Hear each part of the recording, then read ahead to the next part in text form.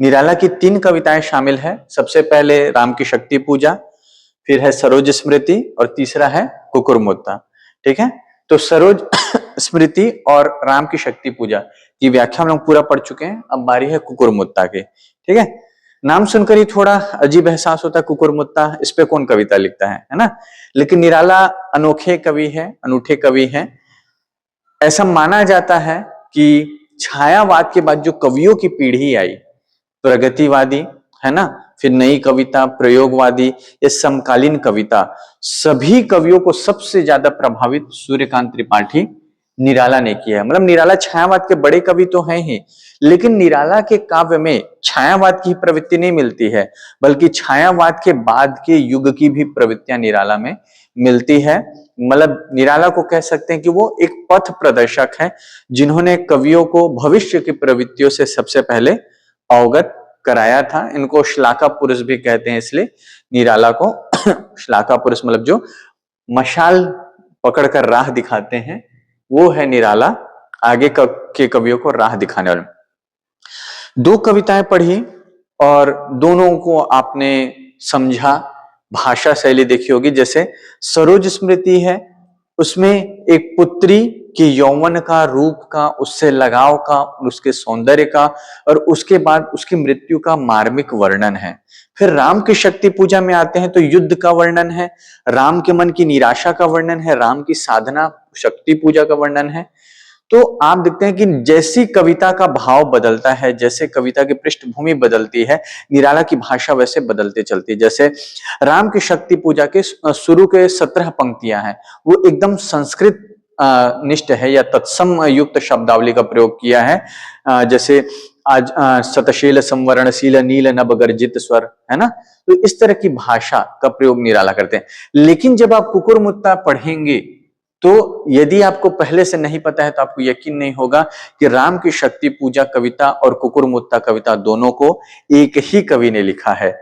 जितने पांडित्य का प्रदर्शन राम की शक्ति पूजा की शुरुआती 17 पंक्तियों में हुआ है, कुकुरमुत्ता की जो भाषा है वो ऐसा लगता है कि कोई सड़क पे चलता हुआ मजदूर वर्ग आपस में बात कर रहा हो। मतलब भाषा को जो अभिजात्य है उसको त्याग दिया है निराला ने, किसमें, कुकुरमुत्ता में। अभिजात्यपन मतलब एक जो कुलीन वर्ग या उच्च वर्गीय संस्कृत जैसी भाषा या फिर एक संस्कारित भाषा का प्रयोग नहीं किया है निराला ने। कुकुरमुत्ता इस कविता के केंद्र में है, तो कुकुरमुत्ता यहाँ पर एक प्रतीक है। और कुकुरमुत्ता कविता 2 भाग में है।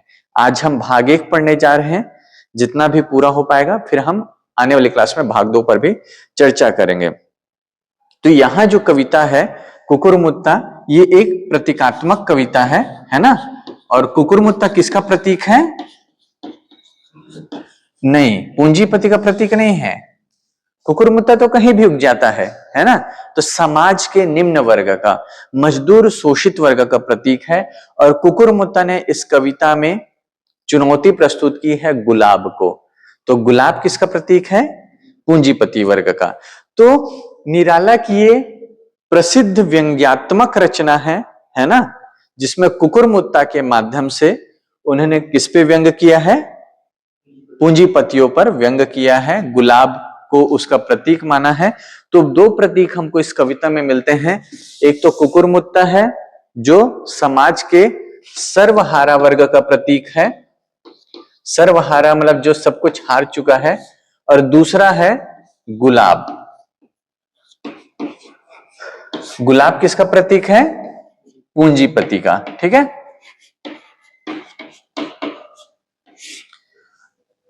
तो हम लोग अब कविता को शुरू करते हैं।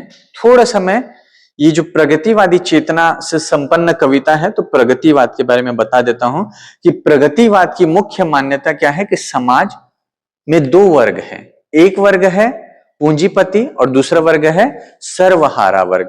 पूंजीपति वर्ग वह है जिसके पास साधन है ना, शक्ति है, पैसा है, धन दौलत है, और वह वर्ग समाज के निम्न वर्ग का शोषण करता है और उसी का शोषण कर करके अपनी संपत्ति को, अपनी सत्ता को बढ़ाता चलता है, अपने प्रभुत्व को समाज में बढ़ाता है।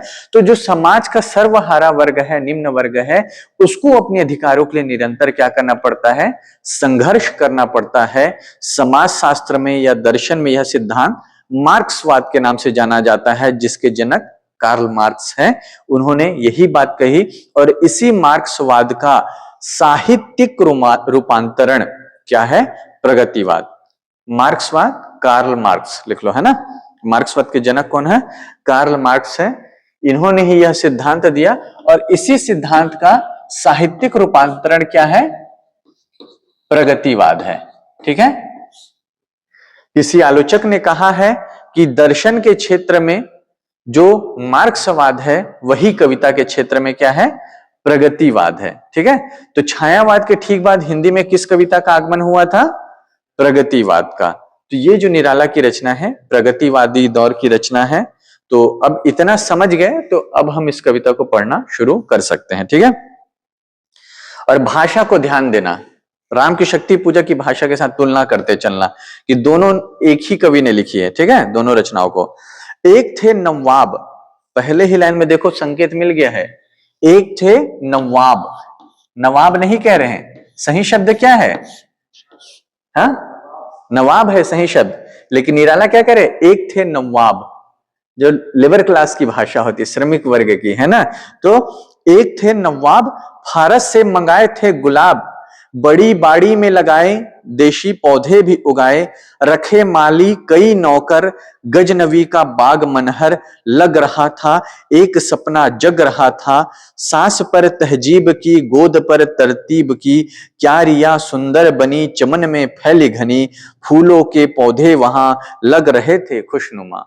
अब कह रहे हैं कि एक थे नवाब, है ना, नवाब मतलब नवाब थे, रईस जादे थे, अमीर व्यक्ति थे, और गुलाब मंगाए थे। कहां से मंगाए थे, फारस से मंगाए थे, दूसरे देश से मंगाए थे, और उस गुलाब को बड़े शौक से उन्होंने बड़ी बाड़ी में लगाए, और उसके साथ साथ फारस के गुलाब का साथ देने के लिए देशी पौधे भी लगाए, है ना।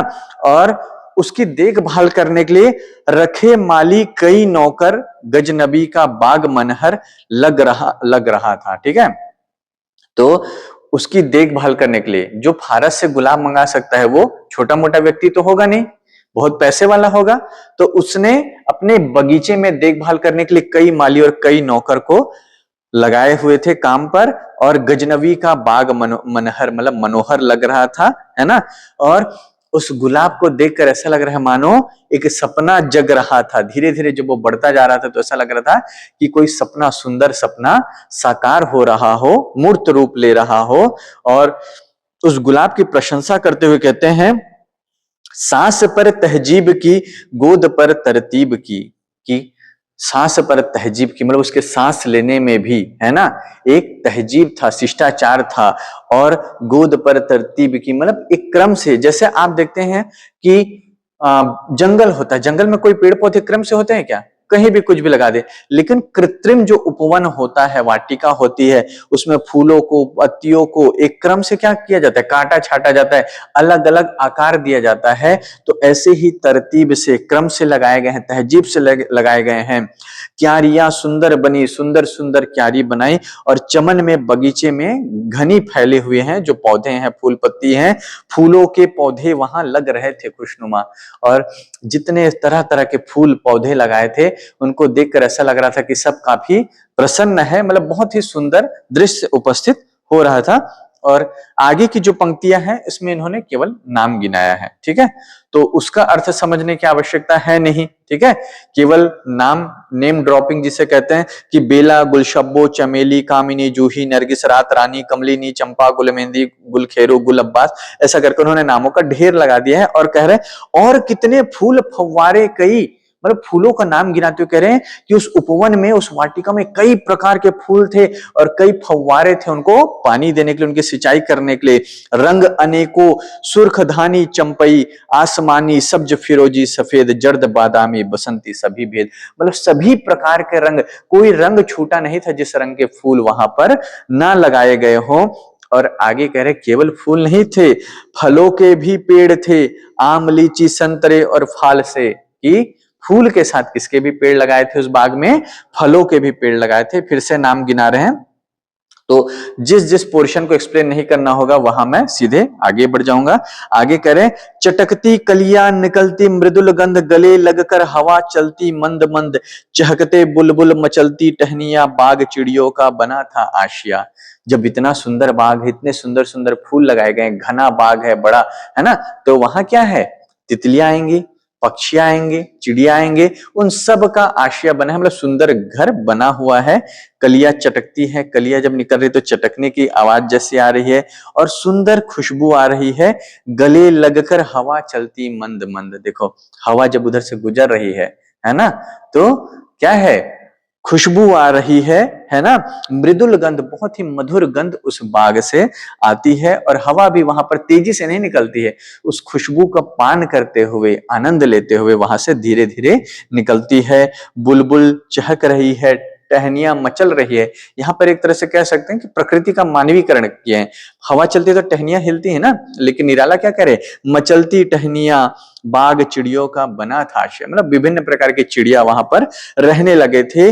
साफ राहे सरो दोनों ओर, दूर तक फैले हुए कुछ छोर। रास्ता बिल्कुल साफ है, माली है, नौकर चाकर है, तो सब बाग का क्या है? बढ़िया तरीके से रख रखाव हो रहा है, मेंटेनेंस हो रहा है, डेली वहां पर झाड़ू लगता है, साफ सफाई होती है और दोनों ओर तालाब बने हुए हैं, दूर तक फैले हुए छोर।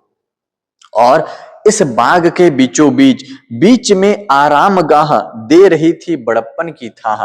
और इस सुंदर बाग के बीच बीच में विश्राम करने का स्थल बना हुआ था, दे रही थी बड़प्पन की थाह, जो बता रहा है कि कोई बड़ा व्यक्ति है ना, किसी अच्छे पैसे वाले ने इस बाग को बनाया है, क्योंकि उस बाग के बीच में रहने के भी, विश्राम करने के भी स्थान था मनुष्यों के। ठीक है, और आगे बाग के सौंदर्य का वर्णन करते हुए कह रहे हैं, कहीं झरने, कहीं छोटी सी पहाड़ी, कहीं सुथरा चमन, नकली कहीं झाड़ी।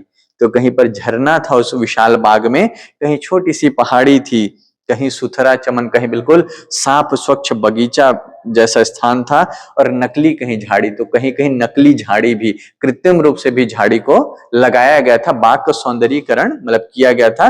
कई जगह कृत्रिम झरने वरने बनाए जाते हैं, पहाड़ वहाड़ बनाए जाते हैं बगीचे का, है ना, सौंदर्यीकरण के लिए, उसी का वर्णन कर रहे हैं। तो अभी तक हमने जो पढ़ा उसका प्रसंग क्या था कि इन पंक्तियों में कवि निराला ने, है ना, जो भी नवाब थे, है ना, उनके बाग के सुंदरता का वर्णन किया है कि उसमें किस प्रकार विविध प्रकार के फूल है, पौधे हैं, है ना, फल के पौधे, उनके सौंदर्य का वर्णन किया है। अब देखिए कविता में प्रवेश यहां से होता है, आया मौसम खिला फारिस का गुलाब। अब देखो फिर शब्द देखो, मौसम, मौसम नहीं कह रहे, क्या कह रहे? मौसम। तो नवाब का बगीचा है, फारसी शब्दों का भी प्रयोग होगा। निराला की विशेषता है पानी की तरह, पानी को जिस बर्तन में ढालो उस आकार को ले लेती है। ऐसे निराला की कविता का जो कथ्य होता है, जैसा वो कविता की पृष्ठभूमि लेते हैं, उस अनुरूप भाषा का प्रयोग करते हैं। तो आया मौसम खिला फारस का गुलाब, बाग पर उसका पड़ा था रोबोदाब। भाई फारस से गुलाब मंगाया है, फॉरेनर व्यक्ति है ना, तो जब वो खिला तो सब उससे इंप्रेस है, प्रभावित है, उसका रौब है, मतलब सब उसको। अभिजात्य वर्ग, यहाँ गुलाब किसका प्रतीक है? अभिजात्य वर्ग, समाज के अमीर संपन्न कुलीन वर्ग का प्रतीक है। तो जब देखते हैं देसी फूल पौधे पत्तियां कि भाई हमारे बीच एक विदेशी गुलाब है, तो सब पर उसका रोब है ना, सब उससे डरते हैं, उसका सम्मान कर रहे हैं। और यहां पर हमारे कविता के नायक का प्रवेश होता है, किसका? कुकुरमुत्ता का। अब देखो उस व्यक्ति ने कितना पैसा खर्च किया बाग के सौंदर्यीकरण में, नदी, झरना, पर्वत, पहाड़ सब बना दिया, छोटा छोटा कृत्रिम, है ना, कई माली रखे, कई नौकर चाकर रखे, फूल को मंगाया, करीने से सजाया, सबका ध्यान रखा। लेकिन हमारे हीरो की एंट्री हो गई वहां पर उस बगीचे में, किसकी? वही गंदे में उगा देता हुआ बुत्ता। गंदे में कहीं पर थोड़ी सी गंदगी रह गई होगी, और उस गंदगी में से उगा देता हुआ बुत्ता, चुनौती देता हुआ, पहाड़ी से उठे सर ऐठ कर बोला कुकुरमुत्ता। इतना सब कुछ मेंटेनेंस रख रखाव बाद गंदगी में एक कुकुरमुत्ता उग गया और ऐठ कर, पहाड़ी की तरह ऐठ कर बोल रहा है। क्या बोल रहा है? जिसका रोबोदाब सब पे है, गुलाब, सब खौफ खा रहे हैं, सब इससे प्रभावित है, और सब इसकी क्या कर रहे हैं? इज्जत कर रहे हैं। ये कुकुरमुत्ता सीधे इस गुलाब को चुनौती देते हुए क्या बोल रहा है, अबे सुन बे गुलाब, भूल मत जो पाई खुशबू रंगो आब, खून चूसा खाद का तूने अशिष्ट, डाल पर इतराता है कैपिटलिस्ट। तो गुलाब को क्या बोल रहे हैं, अबे सुन बे गुलाब। ठीक है, अब यहां पर कविता में केवल दो लोग रह जाते हैं, कुकुरमुत्ता और गुलाब। ठीक है, बाकी सब चीज को मिटा देते हैं। तो ये गुलाब को चुनौती देते हुए क्या कह रहे हैं, अबे सुन, इज्जत नहीं कर रहे हैं, कोई रोब दाब नहीं है, है ना, कि भूल मत पाई जो खुशबू और रंगो आप, ये जो खुशबू तुम में है, सब तुम्हारे पीछे पागल हुए कि गुलाब से कितनी अच्छी खुशबू आती है, इसका रंग, इसका रूप कितना सुंदर है। सीधे सीधे उसकी हकीकत बताते हुए कह रहे हैं, गुलाब को क्या कह रहे हैं, खून चूसा खाद का तूने अशिष्ट, तुम अशिष्ट हो, असभ्य हो। क्यों, क्योंकि तुम पर जो खाद डाला गया था, उस खाद का खून चूस कर क्या कह रहे हैं कि तुमको ये खुशबू, ये रंग रूप कैसे मिला है, कि खाद का तुमने खून चूसा है, मतलब स्वयं से तुम नहीं उगे हो, तुम्हारे लिए माली ने कितना परिश्रम किया, कितना खाद डाला, कितनी दवाइयां डाली, तब जाकर तुम क्या है, इस रूप में आए हो, है ना। और डाल पर इतराता है कैपिटलिस्ट, यहां पर निराला छिपकर बात करने वाले कवि नहीं है, सीधे कैपिटलिस्ट कह दे रहे हैं। कैपिटलिस्ट मतलब क्या होता है, अंग्रेजी शब्द है पूंजीपति के लिए। ठीक है, तो यहां पर अब हमको अर्थ को खोलने की भी आवश्यकता नहीं है, निराला अपनी कविता का अर्थ खुद खोल दे रहे हैं कि डाल पर बैठकर इतराता है कैपिटलिस्ट, तुम गुलाब क्या हो, पूंजीपति हो। पूंजीपति मतलब पूंजीपति क्या करता है, जैसे गुलाब खाद का खून चूसकर खुशबू और रंगो आप पाता है, ऐसे ही कैपिटलिस्ट अर्थात पूंजीपति समाज के निम्न वर्ग, शोषित वर्ग, सर्वहारा वर्ग का खून चूसता है, मतलब उनका शोषण करता है, उनके परिश्रम का परिणाम कौन भोगता है, पूंजीपति वर्ग भोगता है। तो यहां पर कुकुरमुत्ता सीधे सीधे सर्वहारा का प्रतीक बन जाता है, और गुलाब को निराला कैपिटलिस्ट कहते हैं। इससे पता चल जाता है कि निराला के निशाने में गुलाब नहीं है, निराला के निशाने में कौन है, पूंजीपति है। ठीक है, आगे और स्पष्ट करते हैं, कितनों को तूने बनाया है गुलाम, माली रखा सहाया जाड़ा घाम, हाथ जिसके तू लगा पैर रखकर सिरवा पीछे को भगा। तो कैपिटलिस्ट गुलाब को कह रहे हैं कि कितने को तुमने गुलाम बनाया, कितने लोग तुम्हारी सेवा कर रहे हैं, चाकरी कर रहे हैं, तब जाकर तुम क्या है, इस रूप में विकसित हुए हो। और आगे कह रहे हैं वही माली रखा सहाया जाड़ घाम, कि माली तुम्हारे कारण ठंड गर्मी सब में तुम्हारी क्या करता रहा, सेवा करता रहा। दूसरे अर्थ में देखे तो पूंजीपति के लिए मजदूर वर्ग है, कठोर धूप में, है ना, कड़ी धूप में क्या करते हैं, परिश्रम करते हैं, ठंड में परिश्रम करते हैं, और उनके परिश्रम को, उनके कठोर मेहनत का परिणाम या लाभ को कौन भोगता है, पूंजीपति भोगता है। और गुलाब को कह रहे हाथ जिसके तू लगा पैर रखकर सिर को पीछे को भगा। तो यदि तुमको गुलाब पसंद है तो क्या है, तुमको कांटों को भी स्वीकार करना होगा, है ना। तो वही यहां पर कह रहे कि हाथ जिसके तू लगा, तुमको चुनने के कोशिश में किसी के हाथ में तुम लग गए, मतलब कांटा लग गया, मतलब कह रहे कि पूंजीपति वर्ग के पास जाने से आपको क्या है, कांटे चुभते हैं, और वो सर पैर को भगा, सर पर पैर रखकर भागना, मतलब तेजी से वो क्या हो गया, पैर सर पर रखकर पीछे को भागा, मतलब पीछे की ओर भाग गया। मतलब पूंजीपति वर्ग दूर से जितने सभ्य कुलीन नजर आते हैं, संस्कारी नजर आते हैं, उनके पास जाने पर पता चलता है कि ये जो शिष्टता है वो क्या है, ओढ़ी हुई है, उनकी जो मृदु वाणी है, ये सब क्या है, समाज को धोखा देने के तरीके हैं। जैसे गुलाब ऊपर से खुशबूदार नजर आता है ना, खूबसूरत नजर आता है, लेकिन पास जाने पर क्या है, कांटे चुभते हैं। ऐसे ही पूंजीपति वर्ग का दोहरा चरित्र है कि वो बाहर से तो शिष्ट कुलीन सभ्य दिखते हैं, लेकिन नजदीक जाने पर लोग उनसे दूर ही भागते हैं। ठीक है, आगे कह रहे हैं, औरत की जानिब मैदान यह छोड़कर, तबेले को टट्टू जैसे तोड़कर, साहो राजो अमीरों का रहा प्यारा, तभी साधारणों से रहा तू न्यारा। और इस कविता में हर एक लाइन का अर्थ खोजने की कोशिश मत करना, है ना। ये कविता ऐसी है कि बहुत निराला ने अनाप शनाप बातें भी कही है ना, मतलब ऐसा लगता है कि कोई शराब पीकर शराबी बकबक करता है ना, जिसकी बातों में बहुत कुछ अर्थ नहीं रहता। ऐसे ही इस कविता में कई ऐसी पंक्तियां आएंगी जिसको ऐसा लगता है कि कुकुरमुत्ता का बड़बोलापन, जैसे एक लेबर क्लास व्यक्ति है, उसने दारू पी ली, खूब दारू पी ली, फिर वो देश दुनिया राजनीति सबका ज्ञान देने लगता है ना, ऐसे इस कविता में आगे अभी कुकुरमुत्ता का नशा चढ़ेगा, है ना, फिर वो कुकुरमुत्ता बोलेगा। तो क्या बोल रहा है कि औरत की जानिब मैदान यह छोड़कर, जैसे औरत मैदान छोड़कर भाग जाती है वैसे ही तुम संकट में भाग जाते हो। तबेले को टट्टू जैसे तोड़कर, जैसे टट्टू टट्टू रहता है वो तबेला तोड़कर भाग जाता है ना।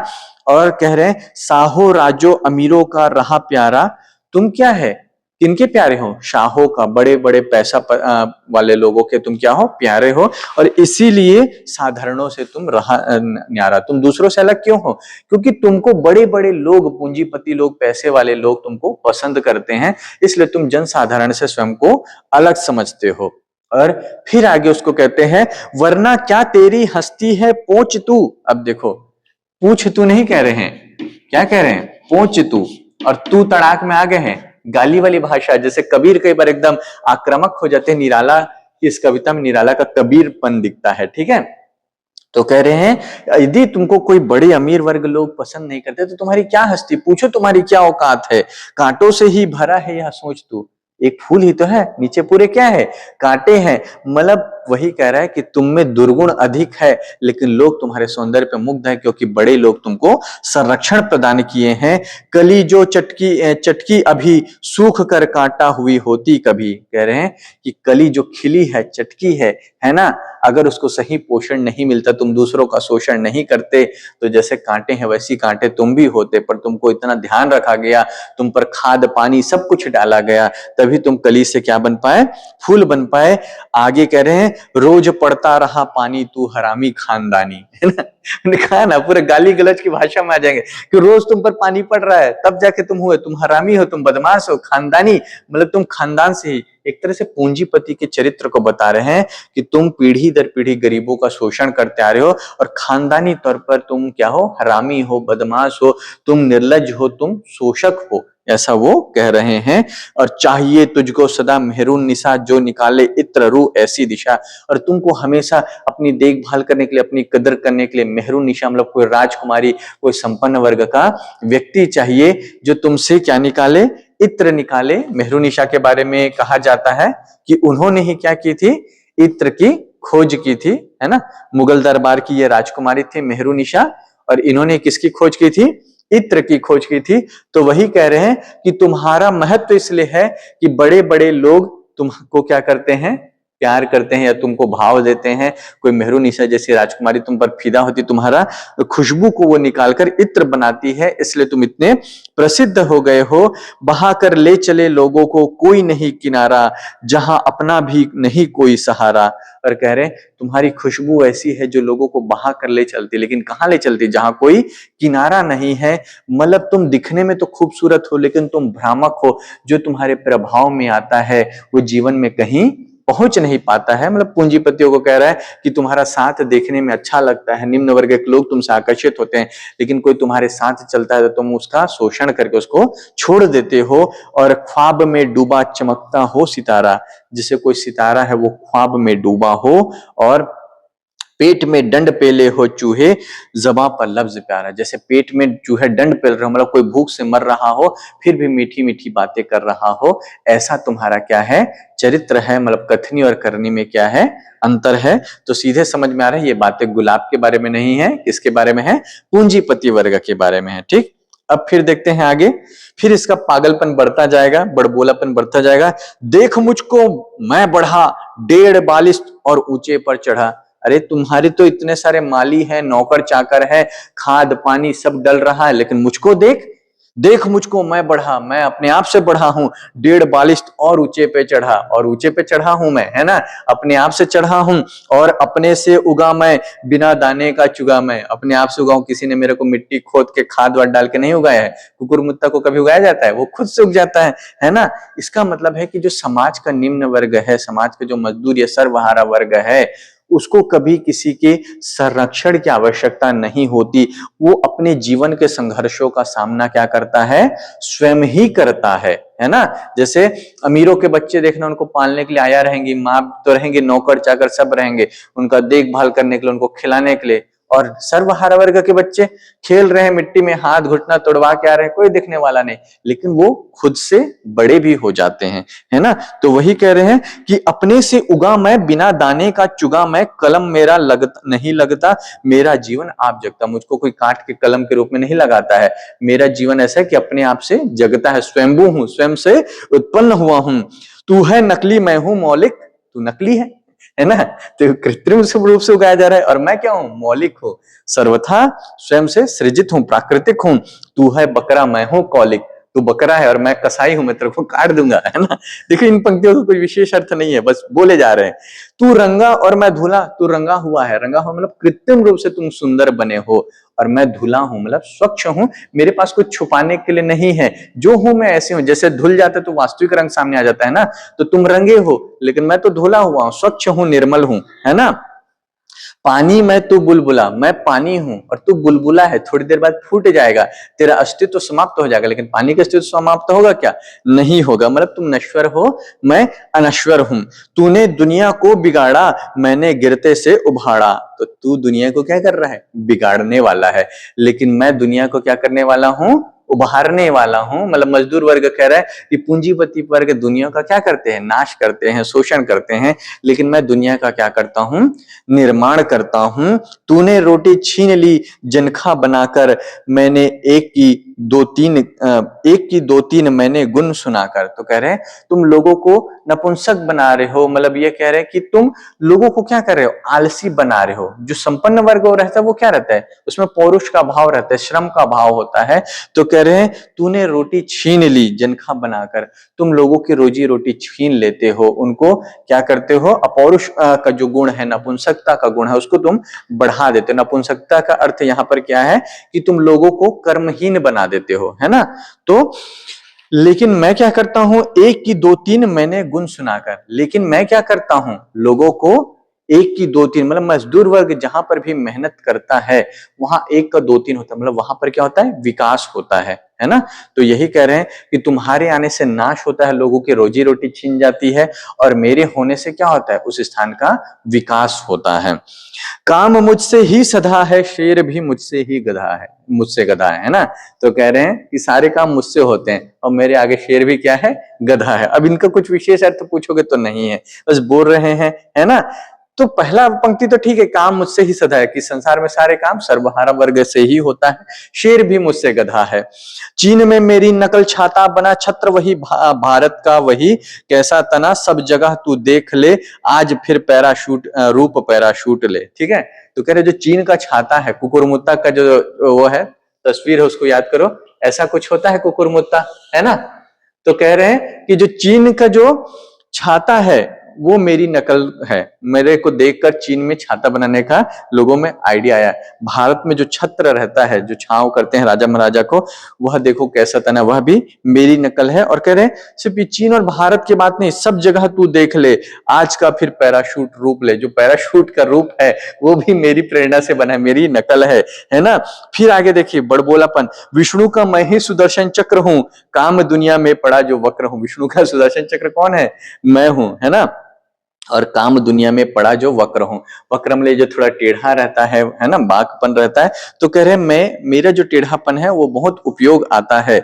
उलट दे तो मैं ही जसोदा की मथनी, इसको मथानी, इसको उलट दो तो जसोदा जिसमें मथती है वह मैं हूं। और भी लंबी कहानी, बहुत लंबी कहानी, तुमको क्या बताऊं मैं मेरे बारे में, है ना। वो है ना एक गाना कि अब अपनी के तारीफ करूं मैं, है ना। तो वही कुकुरमुत्ता, अब अपने बारे में क्या बताऊं, है ना, बहुत लंबी कहानी। ऐसा बोलकर फिर बताने लगेगा अपने बारे में, ऐसा नहीं कि चुप हो जाएगा, ठीक है।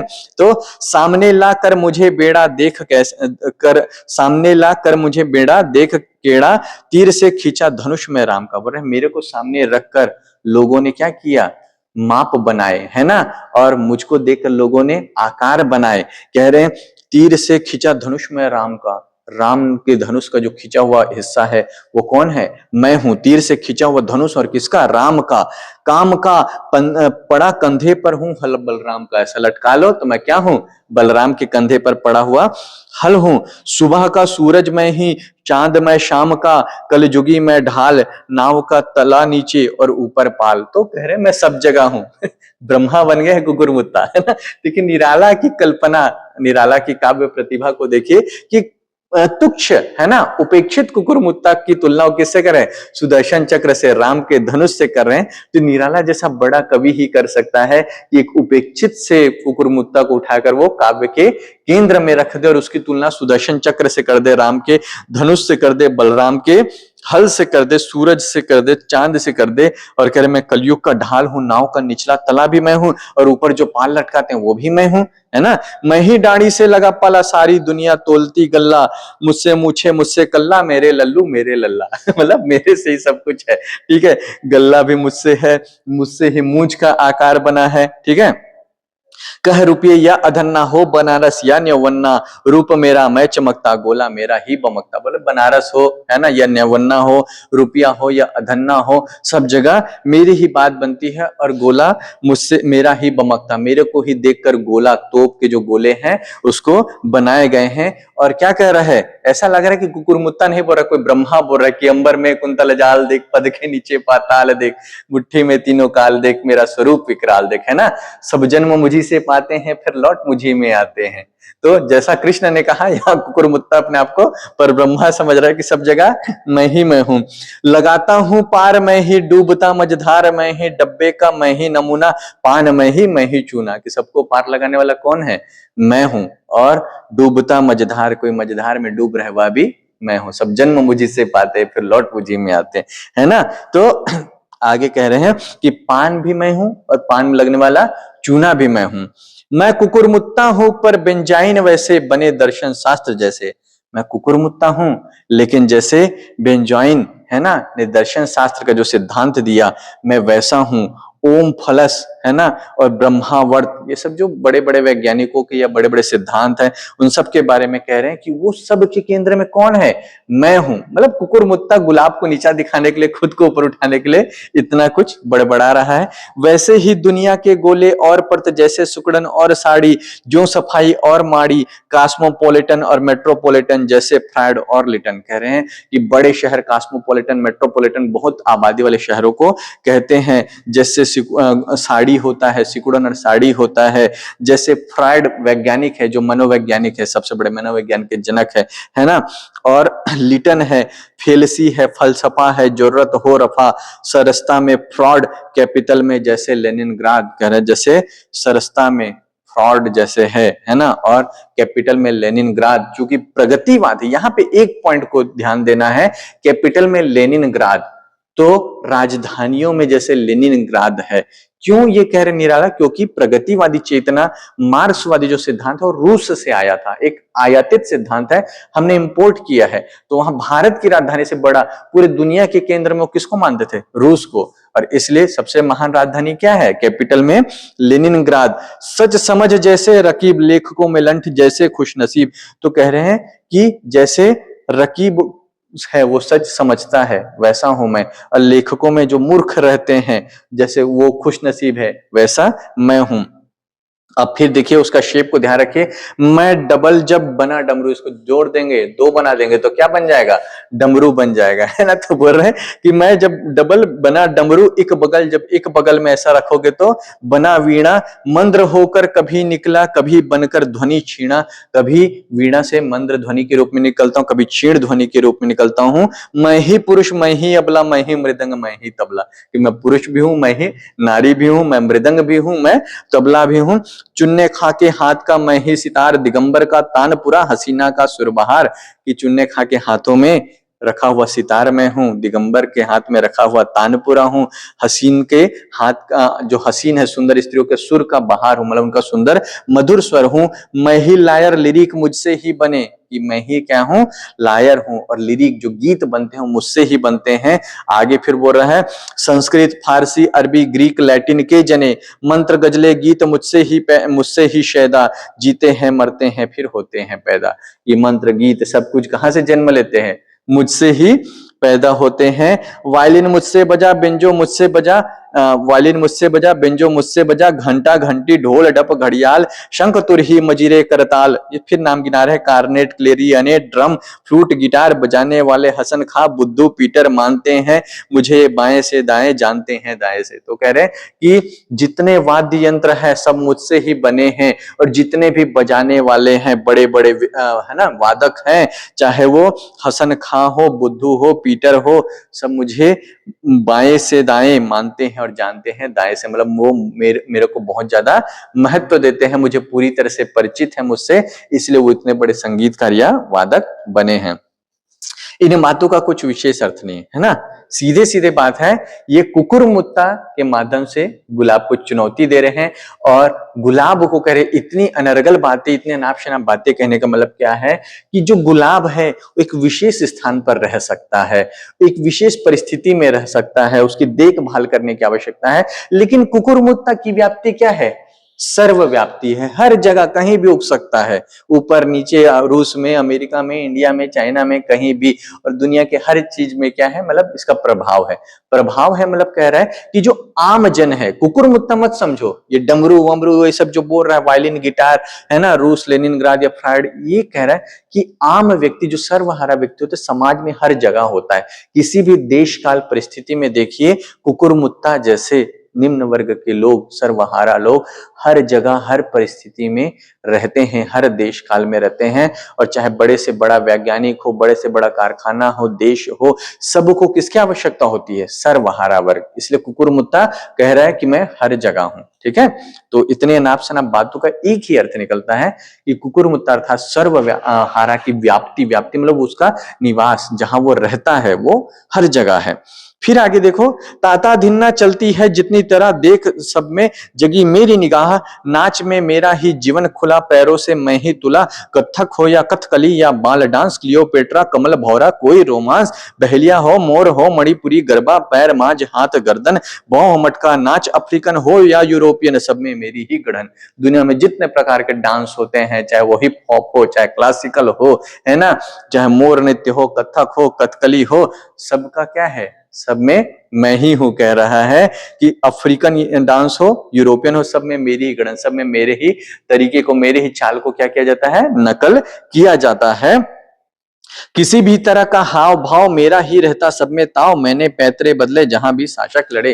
तो किसी भी तरह का हाव भाव हो सब मुझसे ही प्रभावित है। कहीं भी शासकों में युद्ध होते हैं वहां मैं पैतरा बदल देता हूं, युद्ध का तरीका बदल देता हूं, है ना। और पर है प्लोरेटेरियन झगड़े जहां, मियाँ बीबी के क्या कहना है वहां, जहां प्लोरेटेरियन के, है ना, जो प्रगतिवादी होते हैं, छद्म मार्क्सवादी होते हैं, उनके कहीं झगड़े होते हैं, मियाँ बीबी के झगड़े होते हैं, वहां क्या क्या ही कहना। कह रहा है नाचता है सुदखोर जहां कहीं ब्याज डूबता, नाच मेरा क्लाइमेक्स को पहुंचता। तो जहां कहीं सूदखोर है, जो शोषक वर्ग है ना, वो नाच रहा है प्रसन्नता से, नाच मेरा क्लाइमेक्स को पहुंचता, वहां मैं क्लाइमेक्स को पहुंचाता, मतलब अंतिम परिणति तक पहुंचाता हूं। मतलब जहां शोषकों का आतंक अधिक हो जाता है वहां कुकुरमुत्ता अर्थात समाज का सर्वहारा वर्ग विद्रोह करके उसका दमन कर देता है। ये कह रहे हैं नहीं मेरे हाड़ काटे काठ, या नहीं मेरा बदन आठों गांठ का, रस ही रस में हो रहा सफेदी को जहन्नम रोकर रहा। कह रहा है कि मेरा बदन कांटों का नहीं है, हड्डियों का नहीं है, मेरे बदन में क्या है, रस ही रस है। अर्थात जो समाज का निम्न वर्ग होता है, सर्वहारा वर्ग होता है, उसके पास केवल देने के लिए है, लोगों से लेने के लिए, उनका शोषण करने के लिए नहीं है। वह कांटों की तरह लोगों को नहीं चुभता है और सफेदी जहन्नम को रोकर रहा। सफेदी, कुकुरमुत्ता का रंग कैसा होता है, सफेद होता है। तो कह रहा है कि जो तुम सफेद कपड़े पहनते हो, श्वेत व्हाइट कॉलर होने का दावा करते हो, स्वच्छ चरित्र होने का, वो हमारे सामने तुम्हारा चरित्र रोता है, मतलब फीका पड़ जाता है, क्योंकि वास्तविक सफेदी हम गरीबों के मेहनत में है, हमारे चरित्र में है। आगे कहते हैं दुनिया में सबने मुझी से रस चुराया, रस में मैं डूबा उतराया, मुझी में गोते लगाए वाल्मीकि व्यास ने, मुझी से पोथे निकाले बास कालिदास ने, टुकुर टुकुर किया देखा कि मेरे ही किनारे खड़े, हाफिज रविंद्र जैसे विश्व कवि बड़े बड़े, है ना। तो कह रहे हैं कि दुनिया में कोई भी बड़े कवि हो, वाल्मीकि हो, भास हो, कालिदास हो, सब क्या है, मुझसे ही क्या है, रस प्राप्त किए हैं, मुझसे उन्होंने भाव ग्रहण किया है। कहीं कर रोड़ा कहीं का पत्थर टी.एस. इलियट ने जैसे दे मारा। कह रहे इससे भारतीय कवियों की बात नहीं हो रही है, विदेशी जो कवि है, विचारक है टी.एस. इलियट, है ना, उन्होंने भी क्या किया है, मेरे से ही विचार प्राप्त किए हैं। पढ़ने वालों ने भी जिगर पर रखकर हाथ कहा लिख दिया सारा जहां। और ये व्यंग कर रहे हैं कि जब बड़े बड़े राइटर लिखते हैं, जिन लोगों को समझ में भी नहीं आता, वो लोग भी जिगर पर हाथ रखकर कह रहे सारा जहां लिख दिया है। मतलब ये कह रहे हैं कि इन लेखकों का अनुभव भी मेरे सामने कुछ नहीं है। मतलब जो टी.एस. इलियट है वो बहुत अभिजात्यवादी लेखक है, कुलीन लेखक माने जाते हैं और उनके लेखन की बहुत तारीफ होती है।